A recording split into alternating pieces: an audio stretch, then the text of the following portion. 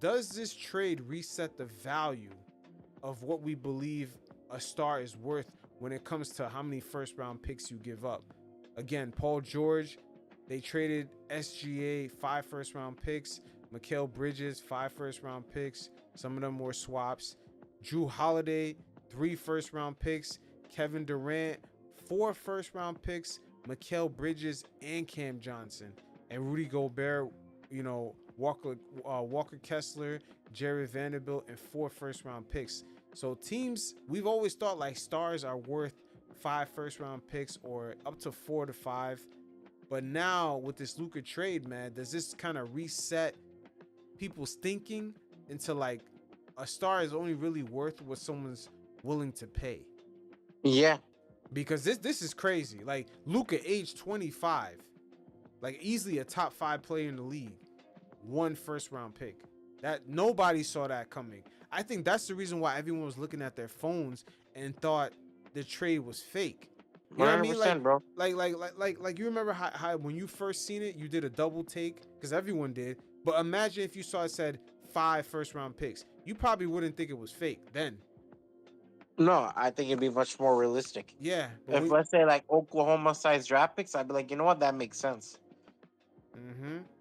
but Yep. it's just what was given up for him just didn't make any sense. I remember Drew Holiday is the one that kind of fucked up the market when he got 3 first round picks. Milwaukee gave away 3 first round picks for him. People thought that was crazy back then. But then Kevin Durant, the Mikal Bridges, Cam Johnson, 4 first round picks. And then Rudy Gobert took it to a whole nother level.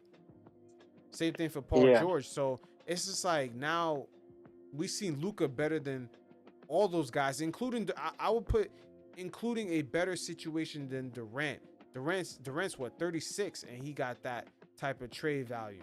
So Luka He got age a lot. 20, yeah, Luka age 25. It's like, man, we got to really evaluate like what are I mean, these look at Rudy Gobert. Rudy Gobert got a crazy deal. Walker Kessler and what, like 3-4 draft picks? No, yeah, 4 first round picks and Jared Vanderbilt. It was it also. I think he was also part of, or the draft pick that became Walker Kessler. Yeah, I think that it might have been the draft pick that became Walker Kessler. I believe it was Yeah. Walker Kessler. He was part of that deal. He was a part of that deal. Yeah. Okay, whatever it is, but still, like, he's a young asset to have. Yeah, but still, at the end of the day, like we seen these type of trades, so we thought the standards were high. But then this season, we seen Karl Anthony Towns go for 1 first round pick. Yeah.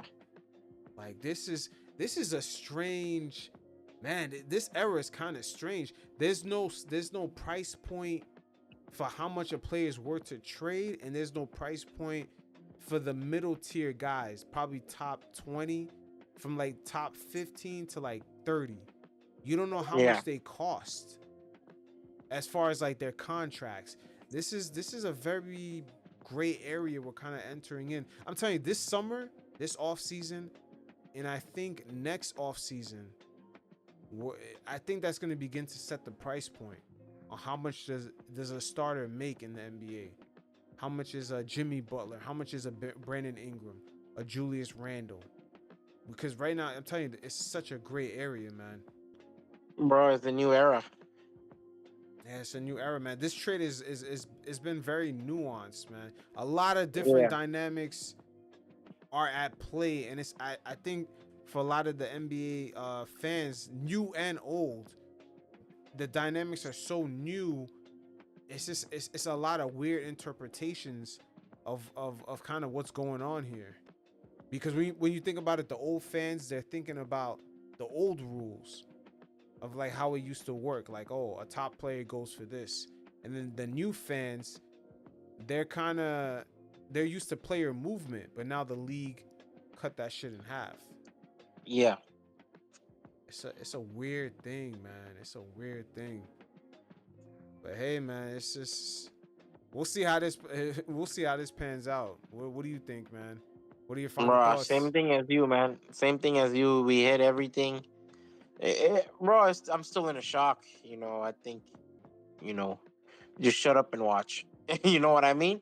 Facts. Let's watch what the Lakers happen. Let's watch what the Dallas Mavericks do. For all we know, the Mavericks could win a championship, tomorrow. they're not a bad team per se, right?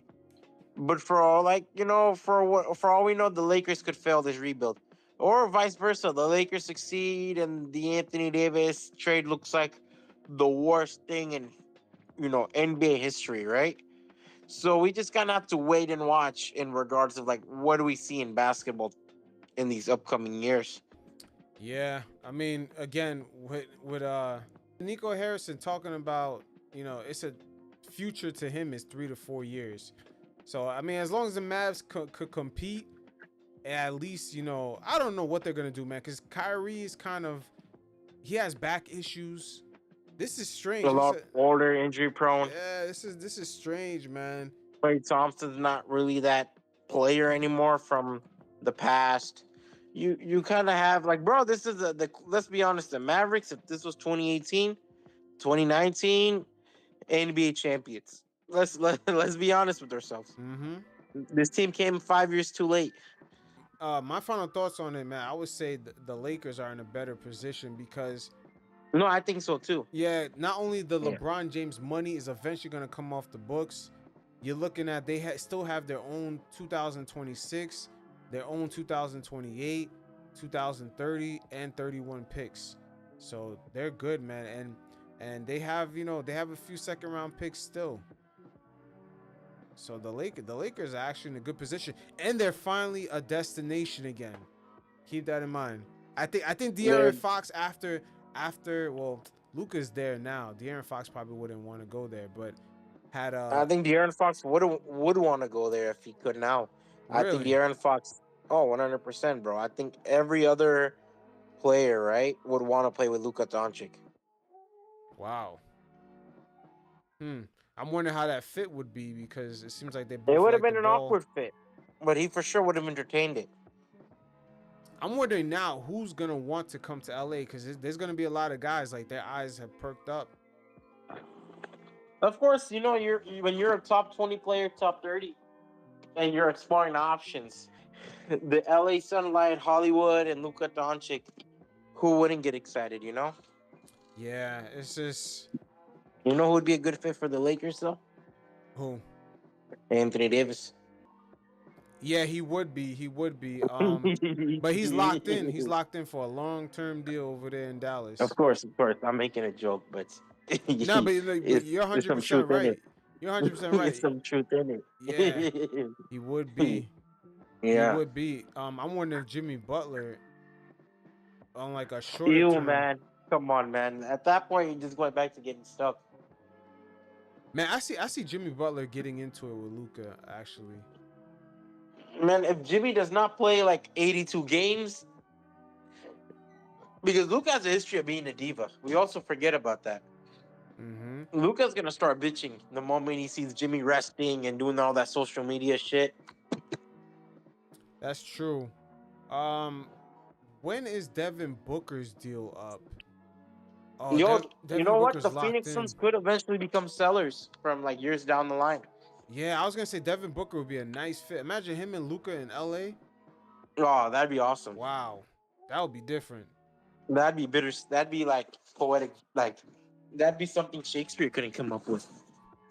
Yeah, but it is what it is, man. Like this has been good, man. It's very nuanced. This whole Luka Doncic story, man. It's definitely gonna go down in the history books. Yeah. Yeah, man. You got anything else on it? And that's about it, man. We're looking at the NBA changing. Obviously, obviously I'm gonna plug, Orange Cookie. Subscribe to it on YouTube. Oh, appreciate subscribe you, man. to like my newsletter, and on Tuesday, obviously we have other big news. The Jimmy Butler fiasco, and kind of like the Jimmy Butler fiasco that's continuing on. Zach LaVine has found a new home. De'Aaron Fox and the San Antonio Spurs, how the Spurs won this trade, how Fox and Wembanyama are the most exciting thing in the world, how kind of like the Chicago Bulls made a major pivot. We got a lot to talk about. Maybe more information leaks by Tuesday. We could continue on the conversation about Luka and LeBron, and Anthony Davis and his future. Nico Harrison, because more and more things are gonna keep coming out, right? Oh yeah, for sure. And This is gonna and keep that's coming. gonna be one thing that's gonna be fun. So we are at, we are at the best point of the NBA at this point. Obviously we're talking about a lot of injuries that happened with Brendan Miller and Jalen Johnson and Dejounte Murray tearing their Achilles. All star reserves. So a lot of good things happen in the league, which obviously got overshadowed. But on Tuesday, you and I can probably give it more attention. Oh yeah, bet for sure. Yeah. I appreciate you, Samir. You guys definitely check out his Substack in the description below. And until then, man, stay up, man. Peace. Take care, man. Peace.